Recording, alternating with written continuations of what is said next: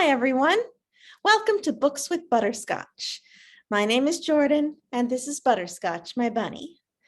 Butterscotch, did you know that next week is St. Patrick's Day?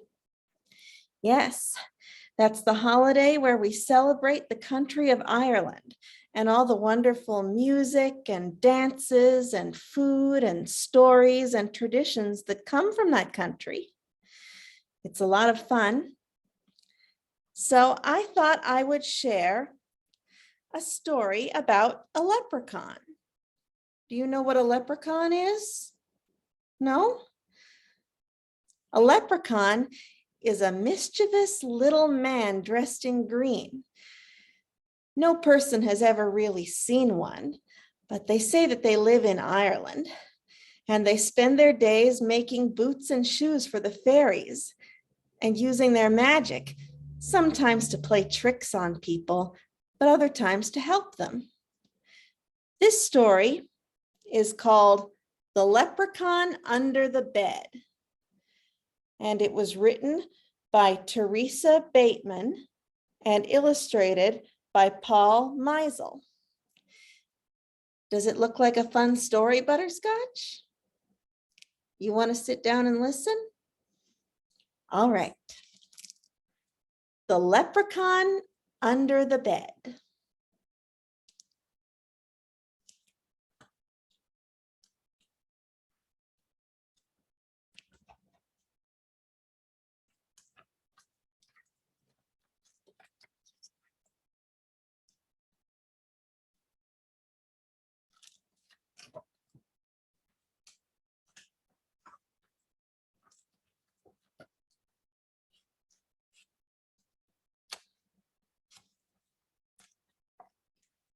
Brian O'Shea enjoyed his privacy.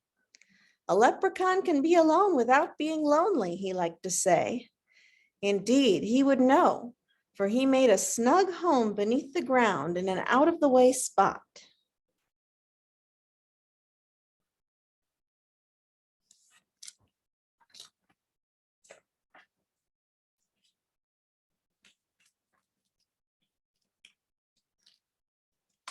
But time went on.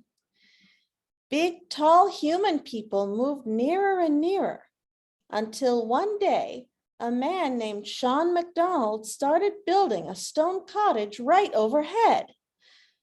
Brian tried leprechaun magic to stop Sean. He made Sean see headless ghosts and even a banshee rising from the foundation stones of his new cottage.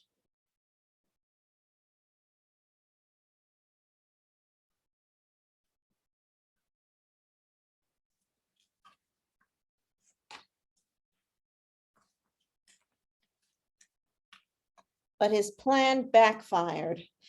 It's just like my sainted mother always told me, Sean declared in delight. The land of Ireland is full of magic and surprises. All too soon, a fine cottage stood over Brian's home. So he built a door under Sean's bed.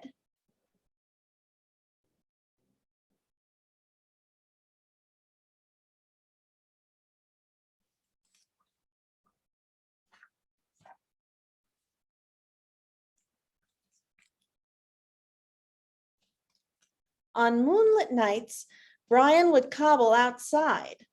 When it rained, he worked under Sean's bed, deliberately disturbing the man's sleep. Yet he didn't wish to be discovered. So if Sean moved, Brian would whisper, "Now don't you be fretting your wee little head. It's only the cat under the bed."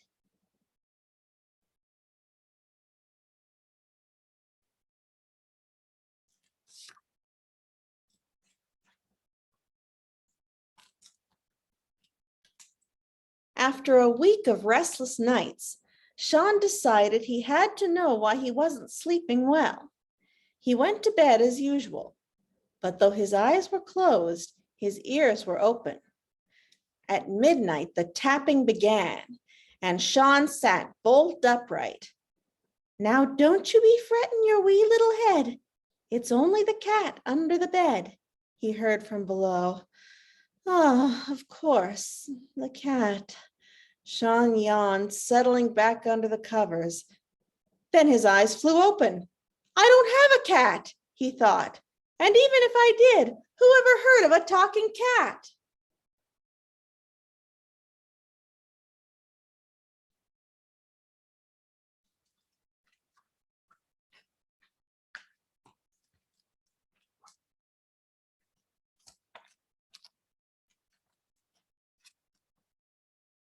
So what was under the bed? The answer popped into his head. Sean smiled. His mother had always said that a leprechaun in the house was a fine piece of luck, luck he couldn't afford to lose. The next morning, Sean made stirabout for breakfast and placed a bowl of it under the bed for the cat.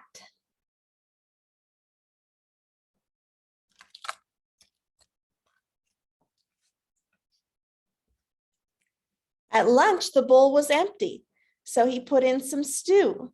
From that day on, every time he filled his own plate, he added a bit to the bowl under the bed.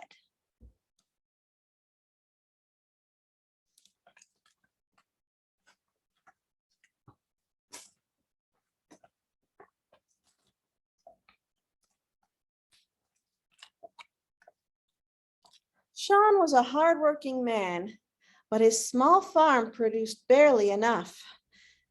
Times grew hard, and times grew harder, until there came a day when Sean went to bed with both his stomach and the bowl empty.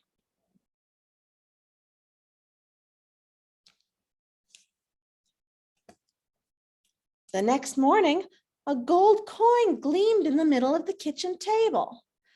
What a blessing it is to have a cat in the house, he remarked aloud before hurrying out to buy good food.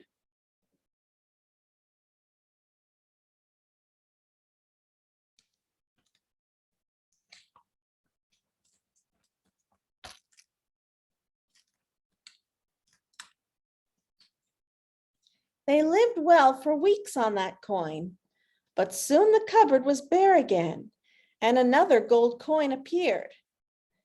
Consider this alone, Sean said, until times are better. Thank you, cat. But when Sean went to buy his oatmeal and potatoes, there was more than one eyebrow raised in the village. A poor man might have saved one gold coin for hard times, but two?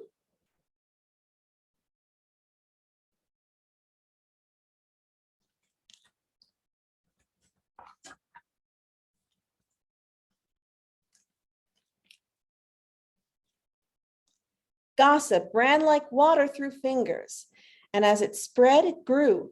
Sean MacDonald must have a whole chest of gold coins hidden in his cottage. What many tongues say, be it true or not, many ears hear. Two robbers caught wind of the tale and decided that no one deserved Sean's gossip gold more than they did. One crisp, dry morning, they hid outside, waiting for Sean to leave. Then they slipped into his cottage, tossed the cupboards, and pried stones out of the fireplace.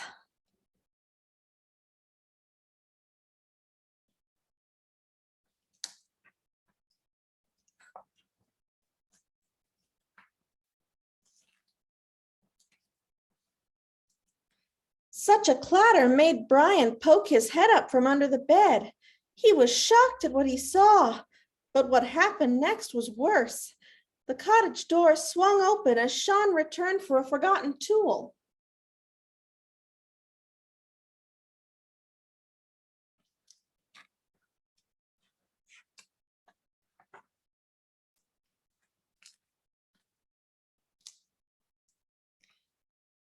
In no more time than it takes to tell, the robbers tied the poor man to a chair.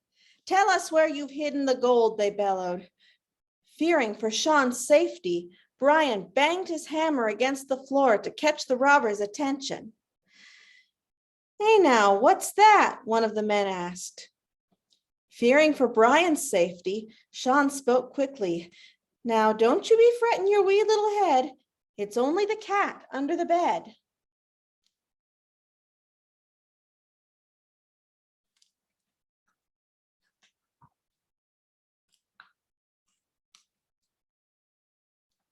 Cat, the man replied. Well, the bed's the only place we haven't looked. As Sean worried, Brian grinned. Both robbers stuck their heads under the bed, and they saw exactly what Sean had told them, a cat.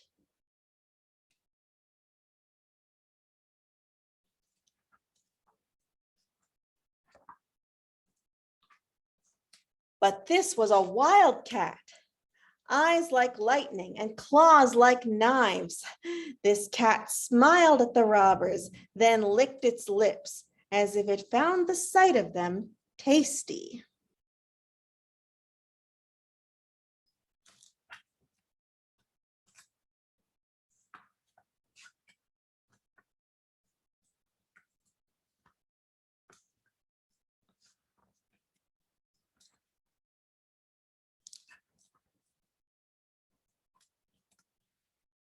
With a shriek, the men tumbled backward, then fled as if the devil himself were at their heels.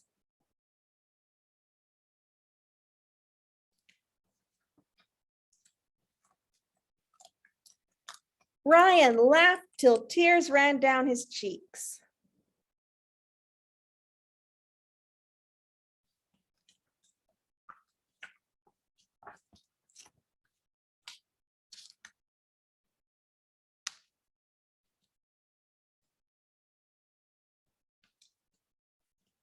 Sean chuckled as well as he wiggled free of the rope. Then he stretched and bowed in the direction of his pillow. "'Tis a grand thing indeed, having a cat beneath the bed," he declared. "Aye," replied a voice from below, "and it's a pleasure having a friend above it."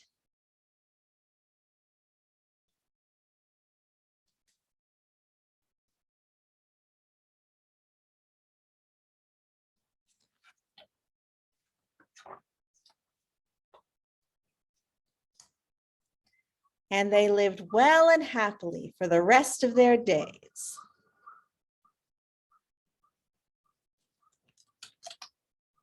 The end. I hope everyone enjoyed that story. Stay tuned for more great books with Butterscotch. Bye-bye.